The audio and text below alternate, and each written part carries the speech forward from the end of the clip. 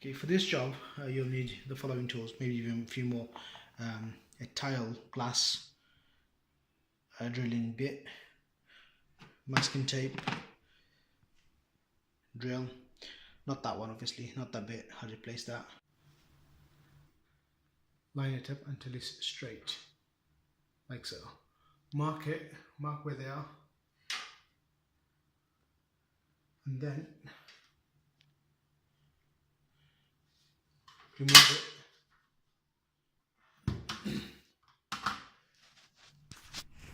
Put masking tape around it, over it, like a cross or whatever, and then mark on top of that if you can't see. On my case, I just went over it with a pencil so I can see clearly where the marks are.